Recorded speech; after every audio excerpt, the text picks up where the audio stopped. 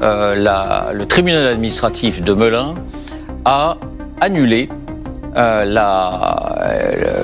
l'OQTF, c'est-à-dire l'obligation de quitter la frontière. Le territoire français. D'un ressortissant algérien qui avait ses papiers, c'est un influenceur, et vous aviez considéré que ses propos tenus sur la France étaient inacceptables, que ça constituait un trouble à l'ordre public. Un premier tribunal avait dit la procédure d'urgence, il ne faut pas, ça n'est pas adapté. Là, ce deuxième tribunal va plus loin, il dit sur le fond, il faut annuler l'OQTF. Il faut que vous lui restituiez son titre de séjour et l'État, c'est-à-dire vous, doit lui verser 1 200 €. Est-ce qu'il y a eu précipitation de votre part ou de vos services? Est-ce qu'il y a eu erreur? Cette décision d'un tribunal administratif, ça tombe bien parce que ça va me permettre d'expliquer aux Français tous les obstacles qu'on rencontre quand on veut faire appliquer la loi et lorsque on veut expulser des individus qui n'ont rien à faire sur notre territoire. Quels sont les faits? Quels sont les faits précisément?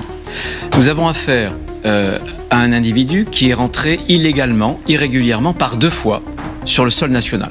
Bien, il a fini par s'y maintenir. Ensuite, il a été condamné 6 fois par la justice. Le quantum, la quantité d'années de prison qu'il a engrangé pendant ces 6 condamnations, c'est 11 ans et 11 mois. Et voilà un individu qui s'en prend à un autre, sans doute opposant au régime algérien. Il dit qu'il faut le frapper et le faire souffrir.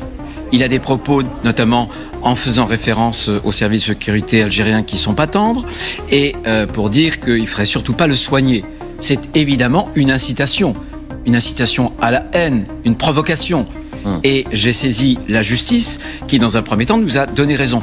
J'ai pris moi-même, le ministre de l'Intérieur, un arrêté d'expulsion parce que je considérais qu'il était algérien et nous avions les preuves de sa nationalité puisqu'il avait un passeport biométrique, donc infalsifiable. Donc nous l'avons expédié en Algérie et les Algériens y ont fait obstacle. Et c'est ça qui est contraire au droit.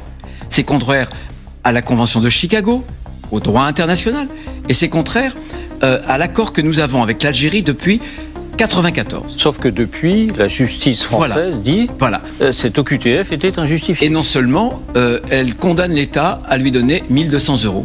Ben voilà, c'est une formidable explication. Je vais m'en tenir là. Et je demande aux Français de bien enregistrer toute la séquence de faits que je viens de décrire. Et peut-être que là, ils vont toucher du doigt l'extrême difficulté que nous avons en France pour expulser, pour tenir les frontières. Nous avons... Encore TV International, le chemin de l'information.